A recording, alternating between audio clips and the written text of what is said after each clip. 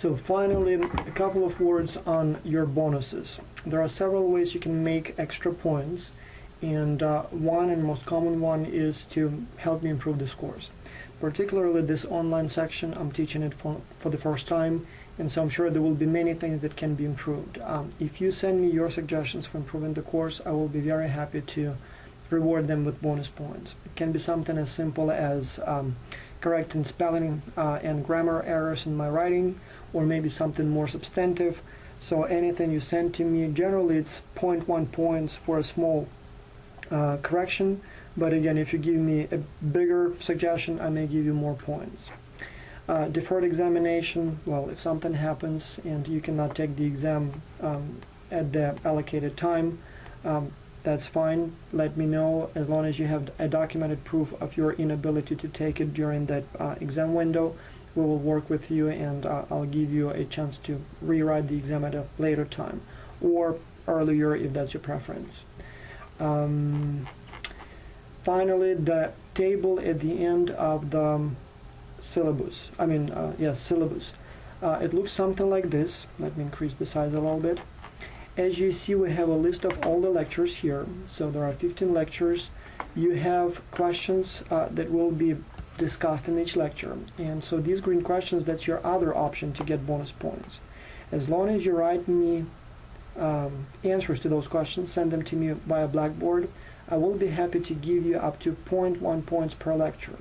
If you do it every single lecture, with 15 lectures this semester, actually 16 with the introduction, you will have an extra 1.6 points, which may be a difference between your B+ and A-, for example.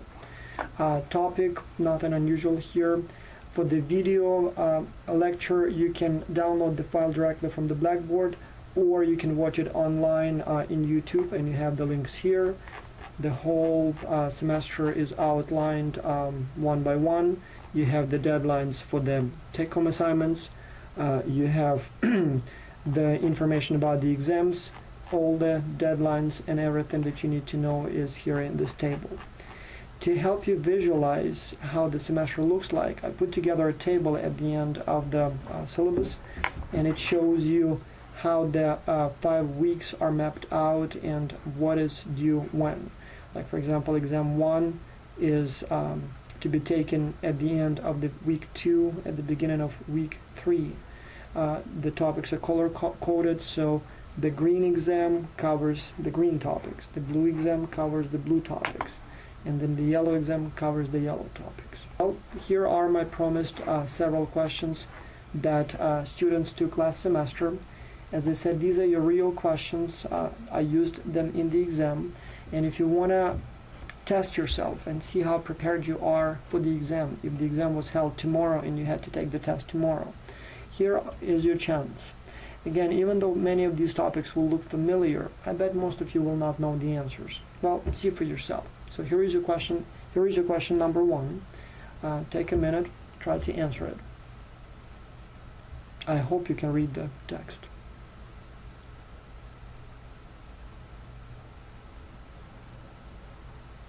All right, I hope you recorded your answer. I'll show you the correct answers in a minute. For now, simply write down the answers on a piece of paper and test yourself if this is something you would be able to deal with if you saw this question on the exam. I don't think I will use these questions on the exams again, at least not in this exact format. But again, these are real questions that were used before, and so in terms of formatting, difficulty, length, this is the real stuff. Here's a question number 2. I used it, I believe, 2 semesters ago.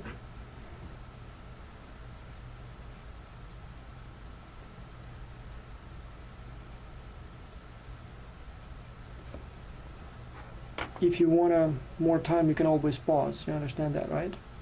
So question number 3.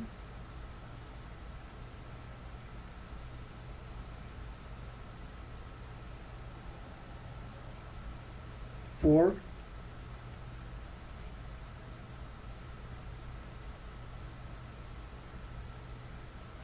5 with the slides, but anyway, here we go. And here are your answers. So I'm curious how many of you got them right.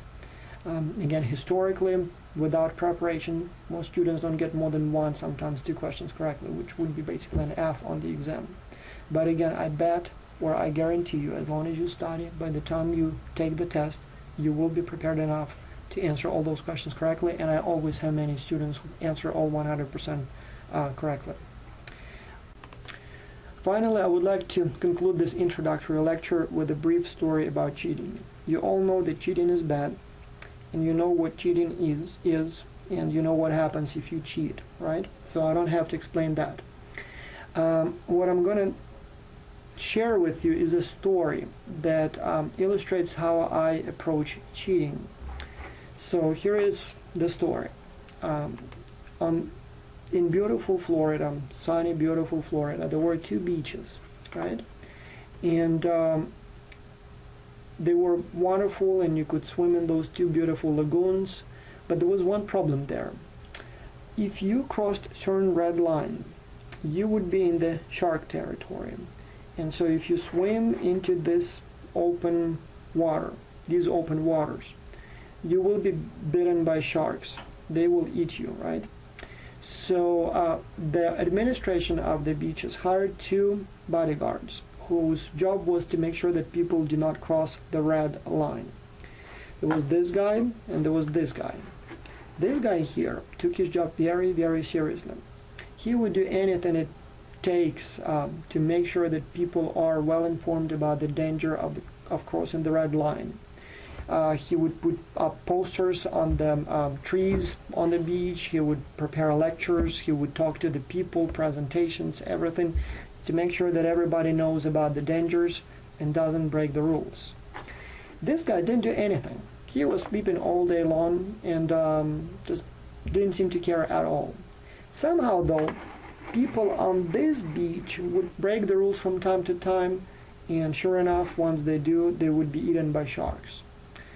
People on this beach where the lifeguard didn't do anything, never ever broke the rules. They never ever crossed the red line.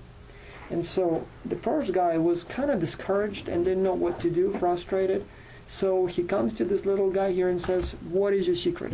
Could you please tell me how you manage to prevent any offenses, any red line crossings in your territory?" And the guy says, "Oh, it's very simple. Do you see this here? That's the gun. The first time I got the job, or the first day I got the job, I showed the gun to everyone on the beach, and I said, if you cross the red line, I'll come and shoot you." Sure enough, in 5 minutes, somebody crossed the line.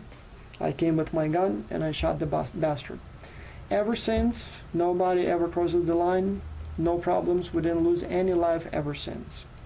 Now, obviously, this is a parable. This is not a real story, and this is not exactly what's going to happen if you cheat. I don't have a gun, never had one, and don't recommend you having one.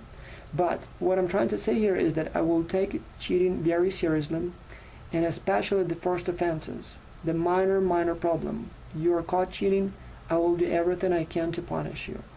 And I don't want to sound like a bad guy, but please don't. I mean, come on, this course is not that difficult, really. I mean, time spent on cheating is probably not going to be time well spent.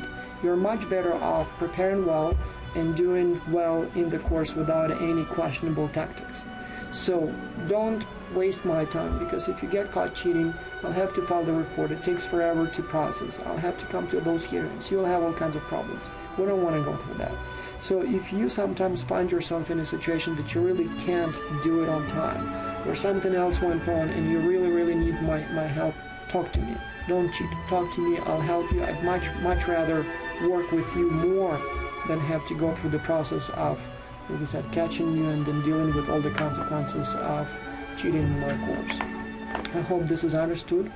Thank you very much. And golden stars for you patiently listening to my introductory lecture.